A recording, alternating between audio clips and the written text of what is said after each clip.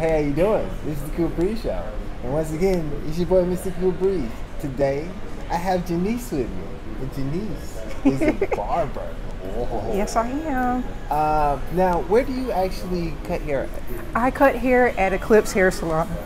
And it's in the Castleberry Hill area. Okay. Not that far from the You know football the stadium. address? It is 239 Walker Street, Atlanta, Georgia. You know the address. Forgot the zip code though. I better know the address.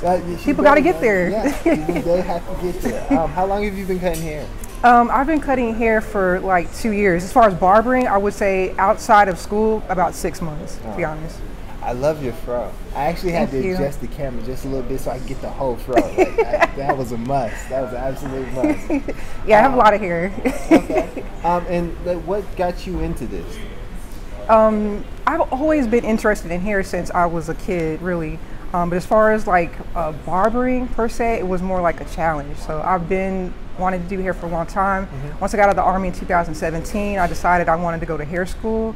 So I went to Paul Mitchell. And after I graduated from Paul Mitchell, I was trying to cut my husband's hair, and he was like, well, how experienced are you in clipper cuts? And I'm like, look, I just got out of school. I got to practice. That's the only way I'm going to learn. So I was like... I didn't mean to cut you off, but in that school, they teach you haircuts, like twisting dreads. They teach you every form of hairstyle? Not every form. It's mostly cut and color, at least at the time that I went to school. And at the time that I was going, they didn't do hair extensions. From my understanding, they do now, so I'm kind of jealous about that. But we did learn about men's haircuts, I think, for like 1 week. And then after that, it was really just kind of as you had male clients. And I, at the time, didn't have a lot of male clients. So I only had like 3 cuts that I had to use with a clipper, and I had to get teacher assistants on all 3 of them. Did you jack the man hair up? Actually, the worst one was a female, actually, and I was nervous. And at the time, I was really kind of, I'll be honest, fresh. I was kind of cocky that day because she was like, "Oh, are you gonna do a really fresh cut?" I was like, "Yeah, I got you." But during the consultation, I thought that she wanted her hair like cut short, and she really didn't. And it wasn't until after I cut most of it, and then I had to get somebody to fix it. So it was like I felt like everybody was watching me fix it. So, and the but teacher. That's not a problem now, right? No, it's not. So I mean, that's the thing. I just didn't know like all the different stuff. And when I went to barber school, they went in more about the technical side of like using clippers, even how to properly, clean and proper maintenance of the clipper. Just different things that they didn't really explain. And when I was at college school, so. Okay. Now you have 3 pair of clippers here. You use all 3 of these, like during a single haircut? No, most of the time I use the Andis Masters. These are my favorite ones, honestly, and then the Andis T Outliners. These are like my trimmers, and these are the main 2. The Oster Fast Feeds are like my backup. So if something goes wrong with this one or something, I use this one as my backup. So, but these are like my go-tos. That's why I have them today. These are my babies. The funny thing about it is my mom had clippers just like these, and I used to jack my hair up. There are so many clippers right now, and especially with the Masters right now, everybody's talking about the cordless ones. They just came out, so everybody wants to get the cordless. So, and it's like $300, so I'm gonna have to save up for that. Yeah, it gets serious. It gets serious, and in the clippers, yes, going to all the different hair shows, and there's a store called ABBS that has a lot of barber tools and everything you want for a barber. They have it in. It's like a candy store for somebody like me, so I love going there to see what the newest, latest stuff is. So. I think these things are really, really cool. I like the reason why I actually have locks right now is because my mom, she cut my hair since I was like a little kid to like 15, and after I don't know, I went away to school. I got my hair cut like maybe. I'm gonna be real. I was patient. I did it like 15 times. I allowed 15 people, not 15 different people, but 15 times I allowed my hair to be cut. After that, I just can't do it. I'm spoiled. I know what I want. Like, my mom has a certain way that she touches me when she moves my head and everything. You jokers is too rough. I don't know. Well, see, and that's a good point that you're making. Like, it's not just about the tools. It's not just about the cut. It's about the whole experience. Like, you have to find. It's like just like any other type of relationship. You have to make sure you have a good fit with the barber, and with the person that you're working with. So, and the same thing for the barbers. You have to make sure you have a good fit with your clients. So. Now, is it hard for? Well, I don't think it should be, but is it hard for you with newer clients? And which clients are the most difficult for you? Oh my God. The most difficult ones are the ones that don't fully explain what they want. Like I had one guy that he was real vague in his description what he wanted. So he was just like, oh yeah, I want it above my ear. And I said, and if you tell me, I'm gonna do exactly what you say. So I did it above the ear.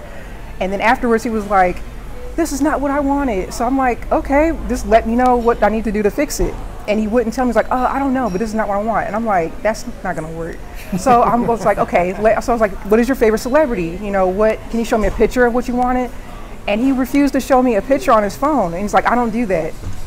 I don't read minds, so it's not part of my job description. So I tried to cut it and blend it in, and he still didn't like it. So I felt bad, but he didn't clearly explain it, so he ended up leaving. Oh, so no. I felt so bad. That's probably the most difficult. And then people that are just like, they say, oh yeah, just do one thing, and then you do it, and they're like, that's not what I want. I want something totally different. And it's, I mean, something totally different that you could have told me from the get-go. So now I have to go back and take extra steps, extra time. And it's just like, I think sometimes people don't understand like all the work that goes into being a cosmetologist or barber. Because when you go through the consultation, the proper consultation, you're writing a game plan in your mind, like, okay, this is what they want, this is what they're telling me, this is what their needs are, these are the things they may be, you know, they want to address the issues that they have with their hair. So, and if you go change that around, it could depend on what it is, it could really change everything and make things longer. And then people are upset because it took 2 hours instead of 30 minutes or whatever. So a 2-hour haircut. Not necessarily a haircut, I'm talking about like even hair color. It's a whole nother I forgot about all that. But you know all the different nuances. You think about it? Nuances? How do I say that? No, I'm not gonna mess it up. You got it. Because I'm gonna say what all the different things that go into just a haircut. Because obviously you bring in coloring, all that. Now, what is your specialty? My specialties are natural hair, barber cuts, and I like doing round brush cuts. I mean, round brush blowouts, I mean. What is that? Basically using a round brush to blow out people's hair if they have curly hair and they want it straight. So, which is funny because in hair school I hated using a round brush. But I did a few months working at a blow dry bar, which basically is just washing and blow drying hair out. And I learned different techniques and I actually got more comfortable with the round brush. I'm like, okay, I can actually do some things with this. So I like doing round brush blowouts. So what was your journey up until where you are now? Like, because you said you worked at a bar. You were, not a bar. It was technically right. Okay, so basically, I was like all over the place, I'm gonna be honest. So what I would advise, I just want to say this, is that when you're in hair school or barber school, do your research, which I did during school. So that way when you get out of school, you know exactly where you want to go. And sometimes you're not going to know what you want to do, which is what happened with me. So basically after I finished last year and finally got my license for cosmetology, and then I went to barber school, and then later on I decided to work earlier this year at a blow dry bar. I realized it wasn't a good fit for me, and I went to a different hair salon, worked there for a couple months. I still felt like it wasn't a good fit, and so now I'm at Eclipse Hair Salon. So. Okay. And the last question, well, about cutting hair is, what is your actual dream for your career? Man, my dream, honestly, I think I want to work like on movie sets. I think at first I was nervous about it because I heard it's a long hours, but I'm thinking like that's where I'm gonna end up going.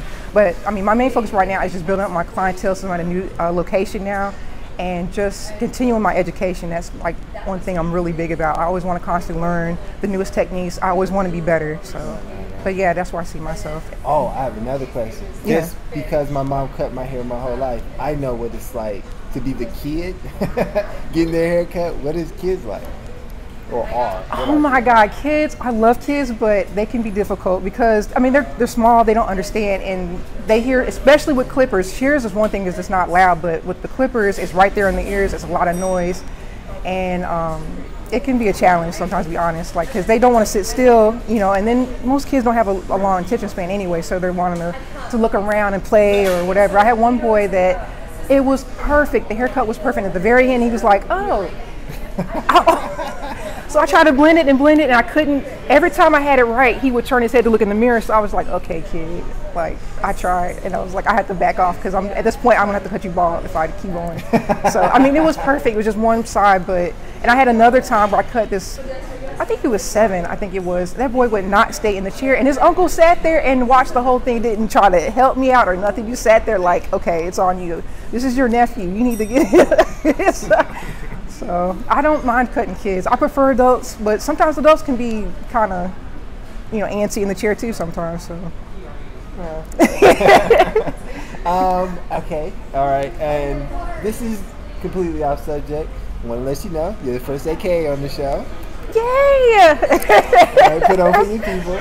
Where'd you go to school? I went to school at Kansas State University in Manhattan, Kansas. Yes, and I crossed spring 2000, by the way. So next year is going to be 20 years. I can't believe it. That's crazy. Well, congratulations. Thank you. And that's it. Where can people find you? You can find me on Twitter, Instagram, YouTube. I feel like I'm forgetting one, and Facebook. All of them have NeeCeeStar as my name, which is spelled NeeCeeStar. NeeCeeStar is where you can find me.